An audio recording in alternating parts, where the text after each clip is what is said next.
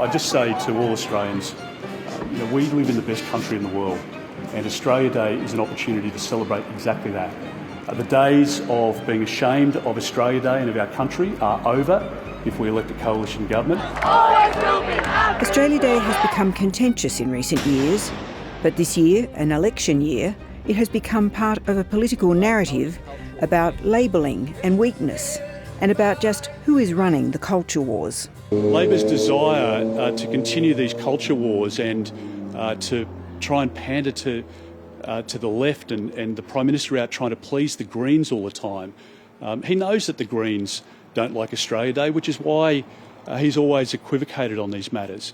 But the Prime Minister, I think, is just out of his depth on this and many other issues. And we want a country that can unite, and if we do that, we can be our best selves. Peter Dutton said you and the government you lead are obsessed with culture wars, and that if a coalition... Sorry? He said you're obsessed with culture wars. Peter Dutton said that. And he said you must be verballing him. Seriously. He seriously said that. He said that a coalition government would mean that Australians are no longer ashamed of Australia Day. What's your response to that? I'm here on Australia Day, and it's a pity that Peter Dutton isn't here. For those of you who have been on holidays until now, the political year has been off and racing for several weeks. Leaders of both political parties have been crisscrossing the country. The PM has been making many of his beloved infrastructure announcements. The opposition leader has been more about the vibe of the thing, asking voters what has the government ever done for them. Prime Minister for the last couple of months, so effectively the last 6 months of this term, has been talking about what he might do in a second term of government, but no Australian can tell you what he's done in the first term.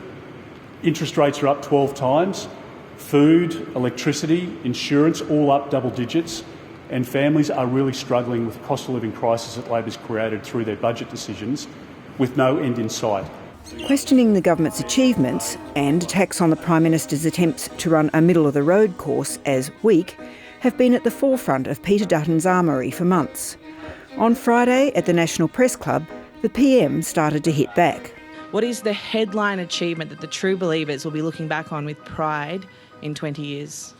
Keeping us out of recession, 1.1 million jobs, getting inflation from a 6 to a 2, making sure that people's living standards are looked after, that they're not left behind, completing the NBN, finishing Gonski, turning the decline in Medicare around, and importantly, we're taking the steps, and I announced in December, for universal provision of childcare. As for weakness, the PM wants people to consider the opposition leader's scratchy record for accountability and turning up. I tell you what weakness is. Weakness is not having the guts to come to the National Press Club. Weakness is holding one press conference at 1:45 before question time begins at 2 over the last 6 months and not facing the Parliament House press gallery. Overlooked in all the free personality assessments of leaders is the question of teams. The PM was pushing that theme as well on Friday. Toughness is also about how you lead. We did, Bill Shorten resigned this week. We replaced Bill. We've had the swearing-in ceremony on Monday. We're still waiting, I think, unless something's happened this morning. I can't even make a decision about who his Shadow Minister for Foreign Affairs is, who the spokespeople are. 24 hours later... I'm also very pleased today to be joined by David Coleman and Melissa McIntosh, who are here with me, and I want to make some announcements today in relation to some changes to the coalition frontbench. The question of an opposition reshuffle had been live since the end of November, when Senate leader Simon Birmingham announced he was leaving politics. On top of the departure of senior frontbencher Paul Fletcher, that meant the need for a few major changes. Tensions over whether former frontbencher and Voice supporter Julian Leeser would return, as well as jostling among senior colleagues, delayed the decision for almost 2 months. But apparently the delay was the government's fault too. Well, a couple of things. Obviously, we knew that there was a reshuffle coming with the government, with Bill Shorten essentially resigning because he can't work with Anthony Albanese, and we wanted to see whether or not there were further machinery of government changes and we can respond after that. It's always difficult when you've got such talent, though. Promoted to the senior foreign affairs position is David Coleman. Another big winner was Senator Jacinta Nampijinpa-Price, who adds Shadow Minister for Government Efficiency to her Indigenous Affairs portfolio. But it's not exactly clear what is efficient about now having a Shadow Minister for Government Efficiency, as well as a Shadow Assistant Minister for Government Waste Reduction, the job of South Australian MP James Stephens. I'm very happy that Jacinta has not just the ability and the intellect, but the real drive to be able to find the efficiency so that we can stop wasting taxpayers' money. But for now, it seems we cannot escape the politicisation of even the grimmest memories.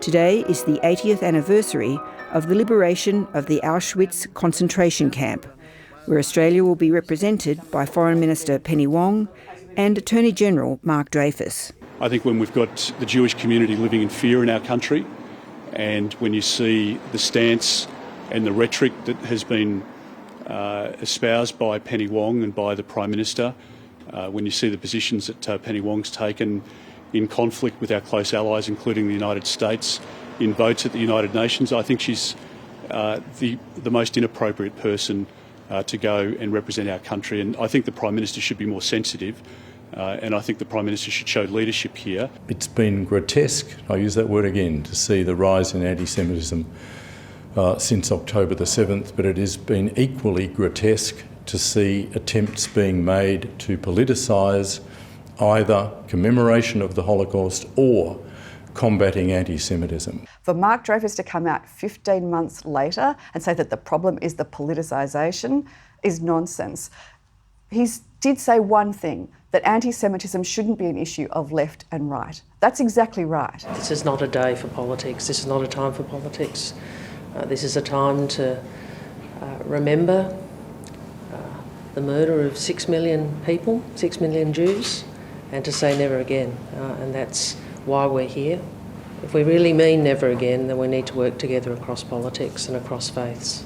And I have confidence Australians can do that.